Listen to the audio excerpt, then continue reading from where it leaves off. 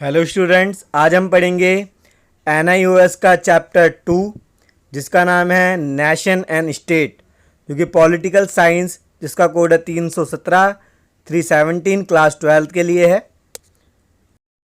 इसका हमारा first topic है नेशन एंड नेशनलिटी के बारे में कि द टर्म नेशनलिटी। तो नेशनलिटी के बारे में पहले हम पढ़ेंगे। The term nationality is derived from the Latin word natus which mean to be born. यानी कि नेशनलिटी जो वर्ड है लैटिन वर्ड है एक, जो कि नेटश वर्ड से निकला है, जिसका मतलब होता है to be born. To be born मतलब पैदा होना, ठीक है, कि बॉर्न होना। Therefore in its derivative term nationality means belonging to the same racial stock और being related by birth of having blood relationship. यानी कि इसलिए ये किससे ड्राइव होता है? नेशनलिटी मीन्स किससे बिलोंग करता है? जो यहाँ पर रहने वाले लोग हैं। तो जैसे कि इंडिया में आप रहते हैं, आपके फादर भी यहीं रहते थे, आपके ग्रैंडफादर भी यहीं रहते थे, तो ऐसे ही जनरेशन चली आ रही है। तो हम जिस कंट्री में रहते हैं वहाँ से हमारे ब्लड रिलेशन जुड़े रहते हैं, तो उसी लोगों के जो समूह को नेशनलिटी का नाम, उसी ग्रुप को नेशनलिटी का नाम दिया जाता है। अब है नेशन के बारे में। नेशन को वैसे हम कंट्री के नाम से जानते हैं। तो a nation may be defined as a body of people who feel themselves to be naturally linked together by certain affinities.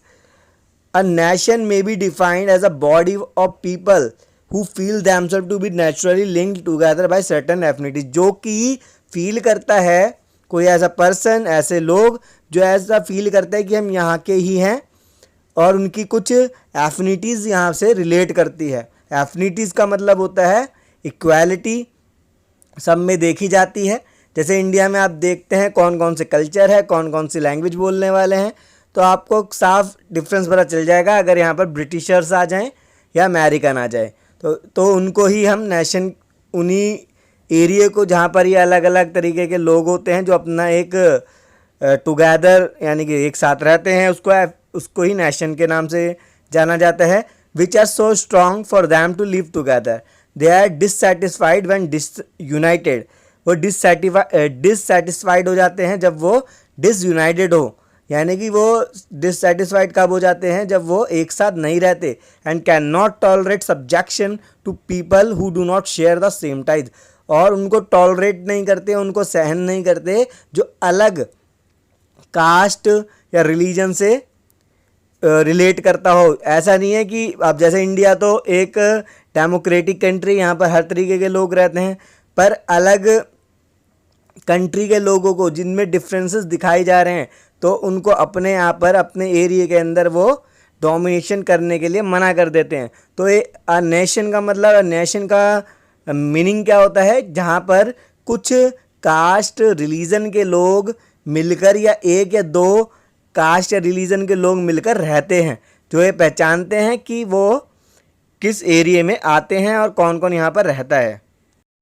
हमारा नेक्स्ट टॉपिक है distinction between nation and nationality. इनके बीच में डिफरेंस बताना है कि नेशनलिटी और नेशन के बीच में क्या डिफरेंसेस होते हैं। नेशनलिटी का फर्स्ट पॉइंट है, nationality is a cultural term. जो नेशनलिटी होती है वो एक कल्चरल टर्म है, यानी कि यहाँ पर बहुत अलग अलग कास्ट के, रिलीजन के और अलग अलग कल्चर को मानने वाले लोग रह सकते हैं किसी भी कंट्री में ऐसा हो सकता है। तो उनके द्वारा जो भी कल्चर अपनाए जाते हैं उसको ही नेशनलिटी कहा जाता है। और नेशन है, नेशन का फर्स्ट पॉइंट है, nation is basically a political term cultural only. तो नेशन बेसिकली क्या है? पॉलिटिकल टर्म है, किसकी? कल्चरल। जो भी नेशन के अंदर होता है, जिसको बांटा जाता है कि इतना एरिया हमारा है, इतने एरिया में जो भी कल्चर अपनाए जाते हैं लोगों के द्वारा, लोगों के लिए, तो वो किसका है? वो अलग अलग नेशन में वो डिवाइड हो जाते हैं। सेकंड पॉइंट है नेशनलिटी का, इट्स या psychological which is generated in group of people having geographical unity and who belong to a common race, common history, religion, customs and tradition etc. ये जो नेशनलिटी है psychological है, एक term बता रहा है ये जिसके अंदर ग्रुप ऑफ पीपल, जहाँ पर लोगों के ग्रुप रहते हैं जो यूनिटी को पेश करते हैं अपनी, और ये बताते हैं कि उनकी जो जहाँ वो रहते हैं उनके कंट्री की कौन सी हिस्ट्री रह चुकी है, कौन कौन से रिलीजन यहाँ पर शुरू से चले आ रहे हैं, कौन कौन से कस्टम्स को यहाँ के लोग मानते हैं ट्रेडिशनली। ठीक है। सेकंड है नेशन का, nation is a people organised, a people united. और जो नेशन होता है वो पीपल से ऑर्गेनाइज्ड होता है, जो पीपल के द्वारा ही क्या करते हैं, ऑर्गेनाइज्ड करा जाता है, जहाँ पर लोगों की यूनिटी होती है। थर्ड पॉइंट है nationality gives an idea of sentiment. तो नेशनलिटी सेंटिमेंट को क्या देती है, आइडियाज़ देती है, यानी कि जो स्कॉलर्स होते हैं उनको, जो भी इसके बारे में सोचते हैं, जैसे कि कोई स्कॉलर होना, वो इसके बारे में आइडिया देते हैं नेशनलिटी के बारे में इनको। थर्ड पॉइंट है in a nation are feeling of oneness unites people. और नेशन क्या बताता है, in a nation are feelings of oneness unites people, जो कि लोगों की यूनिटी को बताता है, उनकी फीलिंग को बताता है कि उनके कंट्री के लिए उनकी क्या फीलिंग्स है लोगों की। हमारा नेक्स्ट टॉपिक है एलिमेंट्स ऑफ नेशनलिटी। ये बहुत इंपॉर्टेंट क्वेश्चन है। फर्स्ट पॉइंट है common geography. People living in a common territory constitute one of the major elements of nationality. This is because such a people are likely to develop a common culture. This is also the reason why the countries are called as motherland or fatherland. तो common geography देखी जाती है nationality के लिए, जहाँ people living in a common territory, जहाँ पर लोग रहते हैं कॉमन टेरिटरी के अंदर। One of the major element of nationality, जो कि एक मेजर एलिमेंट है नेशनलिटी का। तो मेजर एलिमेंट कौन सा है नेशनलिटी का, कॉमन ज्योग्राफी का होना।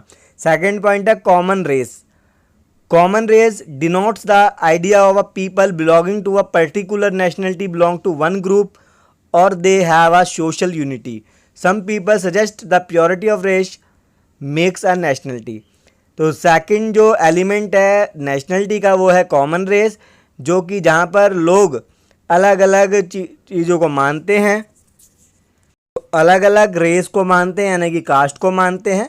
तो ये भी एक सेकंड एलिमेंट है नेशनलिटी को बनाने का। थर्ड पॉइंट है common language. A common language is a medium of communication which enables that people to express their ideas. It is the basis of all the other elements of nationality.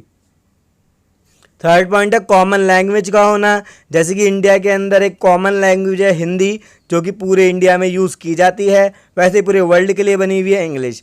तो एक territory में language के बिना तो सारा कुछ चल नहीं सकता, इसलिए लैंग्वेज भी एक एलिमेंट है नेशनलिटी का, बहुत ज़्यादा इम्पॉर्टेंट। नेक्स्ट पॉइंट है common religion. Religion is also an important element of nationality. A common religion is a strong incentive to national feeling. Common religion का होना भी बहुत इंपॉर्टेंट है किसी भी नेशनलिटी के लिए। पर हमारे इंडिया के अंदर बहुत सारे रिलीजन हैं, मेजर रिलीजन 6 है, पर अदर कंट्री में एक ही रिलीजन होता है, चाहे वो क्रिश्चियन हो या मोमडन का रिलीजन हो। तो कॉमन रिलीजन का होना भी बहुत ज़रूरी है एलिमेंट ऑफ नेशनलिटी के लिए। फिफ्थ पॉइंट है इसका common political framework. The existence of a common political framework or a state, whether in the past or present, is another element or nationality. तो common political framework होता है जहाँ पर state हमने पास्ट प्रेजेंट के बारे में पेश करती है। तो पॉलिटिकल फ्रेमवर्क यहाँ पर होता है कि किस तरीके से हमारे देश का रूल चलेगा। सिक्स्थ है economic factor. The economic activities bring people closer. जो इकोनॉमिक एक्टिविटीज़ है, जैसे कुछ भी काम करना जिससे हमें पैसे मिलते हैं, अर्निंग होती है जिससे, तो economic activities bring people closer. ये इकोनॉमिक एक्टिविटी लोगों को पास लाती है, उनके रिलेशन को अच्छा बनाती है। It has been argued the historically nationality emerged as a result of fusion of various tribes and clans. One can not think of nationality in a primitive society. यानी कि ये एक पास्ट से ही हिस्टोरिकल एक आर्ग्यूमेंट आर्ग्यू रहा है कि nationality emerge as a result of fusion of various tribes and clans, कि जो ये रिजल्ट क्या आता है इनका मिलाने के लिए, ट्राइब्स और क्लेन को जब इनको मिलाया जाता है आपस में किसी भी कंट्री के अंदर, तो क्या होता है, इससे एक आर्ग्यूमेंट पैदा हो जाती है, आर्ग्यूमेंट स्टार्ट हो जाती है। कोई SC ST से पार्शियलिटी करने लग जाता है, ये सारी प्रॉब्लम्स क्रिएट होती है। One can not think of nationality in a primitive society, कोई एक जना तो सोच ही नहीं सकता है नेशनलिटी के बारे में जो प्रिमिटिव सोसाइटी के लिए हो। तो ये हमारे 6 पॉइंट थे जो बहुत इंपॉर्टेंट है, 6 मार्क्स के तक के आते हैं एग्ज़ाम के अंदर, 6 to 8। हमारा नेक्स्ट टॉपिक है द स्टेट। तो the term state is central to the study of political science, but it is wrongly used as synonyms for nation, society, government, etc. यानी कि जो स्टेट है वो पॉलिटिकल साइंस में use किया जाता है, पढ़ा जाता है, पर कई बार इसका रॉन्गली यूज्ड होता है कि ये स्टेट का मीनिंग वो कई बार सिनोनिम्स के तौर पे यूज़ होता है नेशन के, सोसाइटी के, गवर्नमेंट के, तो ये गलत भी हो सकता है। The term state is also use as state management, और स्टेट के यूज़ स्टेट मैनेजमेंट के तौर पर भी किया जाता है। State aid and so on. The state is politically organized people of a definite territory. Bluntschli ने बोला है कि जो द स्टेट जो है वो पॉलिटिकली ऑर्गेनाइज किया जाता है लोगों के द्वारा, एक टेरिटरी के, जितनी टेरिटरी लेते हैं उतने को कंट्रोल करने के लिए। अब हम पढ़ेंगे एलिमेंट्स ऑफ द स्टेट कौन कौन से हैं। 4 होते हैं। फर्स्ट है population. The state is human institution, it is the people who make a state. Antarctica is not a state as it is without any human population. The population must be able to sustain a state. So no limit either theoretical or practical can be put on population. Population एक खास role निभाती है state को बनाने के लिए, क्योंकि जिस स्टेट में पॉपुलेशन नहीं होगी उस जगह को हम स्टेट नहीं कह सकते हैं। जैसे कि अंटार्कटिका में कोई भी ह्यूमन पॉपुलेशन है नहीं, इसलिए वो एक स्टेट भी नहीं है। सेकंड है territory. Just as every person belong to a state, so does every square yard of earth. There is no state without a fix territory. जो बिना टेरिटरी के there is no state without a fix territory. अगर किसी भी जगह की कोई fix territory नहीं है तो उसको भी आप स्टेट नहीं कह सकते हो। आपने देखा होगा कि किसी भी स्टेट की एक टेरिटरी होती है। हमारा थर्ड पॉइंट है इसी का, government. The state can not and does not exist without a government, no matter what form a government may assume.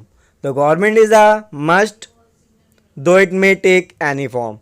यानी कि किसी भी स्टेट को बनने के लिए एक गवर्नमेंट का होना बहुत ज़रूरी होता है, चाहे वो किसी भी फॉर्म में हो। अलग अलग कंट्री में अलग अलग रूल होते हैं गवर्नमेंट के, तो पर इस मेन बात यह है कि गवर्नमेंट का होना ज़रूरी है स्टेट को बनाने के लिए। फोर्थ पॉइंट है सॉवरेनिटी। सॉवरेनिटी का मतलब होता है एक तरीके का दबदबा, यानी कि एक तरीके की दादागिरी करना। Sovereignty is the supreme power by which the state commands and exerts political obedience from its people. A state must be internally supreme and free from external control. कि sovereignty क्या है, एक सुप्रीम पावर है state की जिसे political तौर पे लोगों को मानना होता है, जहाँ पर स्टेट इंटरनली के साथ साथ एक्सटर्नली भी कंट्रोल को करने के लिए फ्री रहता है। तो इसके 4 पॉइंट थे द स्टेट के यानी कि एलिमेंट्स ऑफ द स्टेट के 4 पॉइंट होते हैं। ये हमारा चैप्टर यहीं कंप्लीट होता है। अगर आप मुझे अनअकैडमी में फॉलो करना चाहते हैं तो SAHUL टाइप करके आप अनअकैडमी में मुझसे UPSC CSC के लिए पढ़ाई कर सकते हैं।